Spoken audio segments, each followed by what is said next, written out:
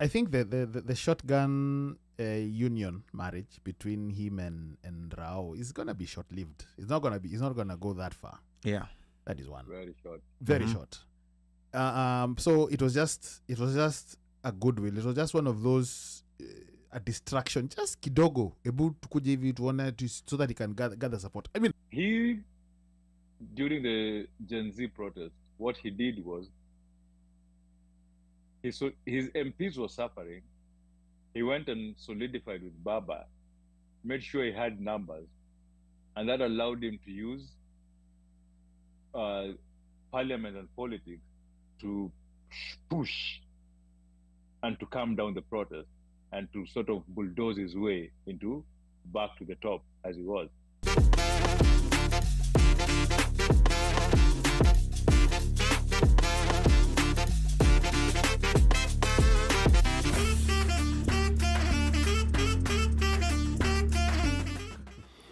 We know Ruto was able to buy back support following the Gen Z uprising after getting into a shotgun coalition with ODM leader Raila Odinga.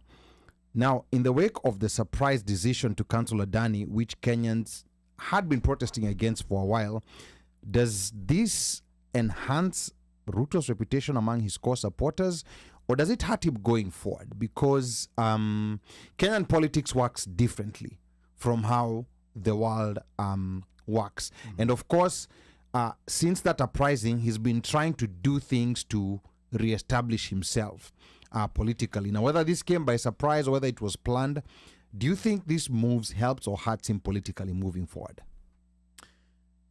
I think the shotgun union marriage between him and Rao is gonna be short lived. It's not gonna go that far. Yeah. That is one. Very short. Very short. So it was just a goodwill. It was just one of those a distraction, just kidogo, able to kuja hivi tuone so that he can gather support. I mean, of course, what people are saying and saying that it's all about numbers and trying to gather numbers, and the only way you can do that is because already he knows that Murima iliguzwa, amepasua, ameichapa fimbo, so those ones are heading out. So the only way you can get numbers is to try and get Raila in so that you can get whatever numbers that he has politically, so that you don't rely on the mountain, on the central. Anyway, it's going to be short-lived. Unfortunately, there is that he it's like Mika unakumbuka Plaxico Barres vile aliingia nini the incident akajishoot, he shot himself, right? So even if you have a mtoo at for protection, lakini you're misusing it and mishandling it, or you don't know how to use it. You don't know how to use it. So you have and there are statements that Raila has even said, he knows that even if he is going to open a construction, or is going to open a plaque or construction or whatever, he already knows there's already an MP who already has a tender. Those are not things that come from somebody with whom you're supposed to be you have a broad-based government together with. So sharing a bed. So you can't. So it is, and the problem is, in as much as he keeps on touting, hii mambo ya building na ajira and whatever, the reflection and things on the ground, and I'm sure even Arthur, who ako 254 anaweza tuambia. But core supporters, I'm talking of core supporters, not fickle supporters. Core supporters. Let's look at his core supporters. Let's go down and do a deep dive into his core support, right? Yeah. And let's start at his backyard. In his backyard, a place whereby the previous president from that region came from. The president ensured there was development in that country and gave them a university that was given a lot of courses that were supposed to be in the major universities that were already existing, but gave it to that college and made one of the biggest universities in Kenya, in Moi University. Right now, Moi University is on the verge of dying. Plus an international airport. Yes, there's an international and a airport, bullet factory. That's an elephant. All cargo in Kenya that flies into Kenya flies to Eldoret. Like, it's guaranteed. It flies cargo yendege kuna airport ingine Kenya when Eldoret JKIA kidogo, but majority of it goes to Eldoret, right? That airport is also fluctuating, it's not working the way it's supposed to work. In his other regions, we are seeing his governors, he's all facing impeachments. And they're not impeachments that are being pushed by their opponents, it's impeachment that are being pushed by the constituents. MCAs are fighting every day, they want to impeach speakers. Like basically in his political base, there's trouble already. That shows there's that defiance from the masses. He, during the Gen Z protest, what he did was, his MPs were suffering.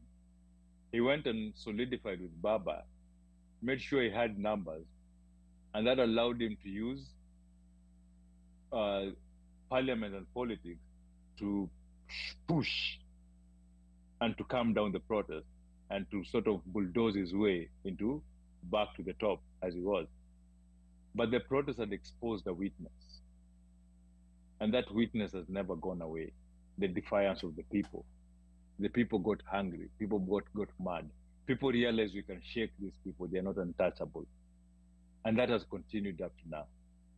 When he did his Murima thing, in Central MP, they're already collecting signatures to be called his MPs, the ones who supported it. In the other side, in Embu, when he went for the canonization of the bishop, they were singing in his face, must go, must go. Na mwapatia vice president, hao ndo alikuwa mwapatia vice president. Hao ndo alikuwa namwambia aende. They cheered on Gachagua, they cheered on Uhuru, on him, they were booing him. Forget even what the clergy talked to him about that day, because he already had fought with the clergy. Now he has an issue with the clergy. He fought with the biggest church. The second biggest church joined in. The third biggest church joined in. Already Supkem was fighting him. They were not listening to him. So you've lost, let's say like 80% of the religious leaders in the country. You have a measly 20% that your wife controls, that he buys. We go back to ODM. All of a sudden,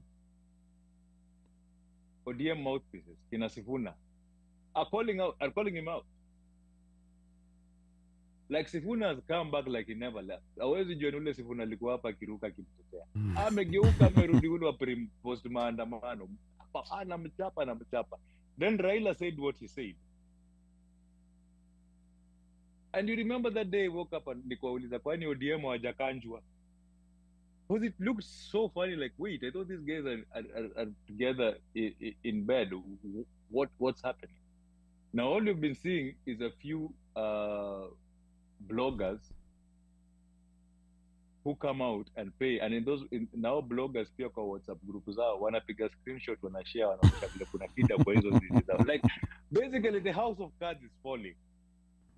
The house of cards is falling, and now we have this international pressure that's coming in, right? This Adani deal screwed him up completely. Like the Adani deal has just exposed.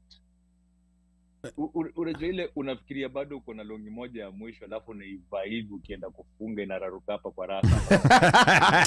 Yani wise. Hiyo ndio imefanyika kabisa. Like the US exposed him in a way where, and you know this is not something he can control, because this is something like if he tries to strong arm his way and say ni hivi, it's okay.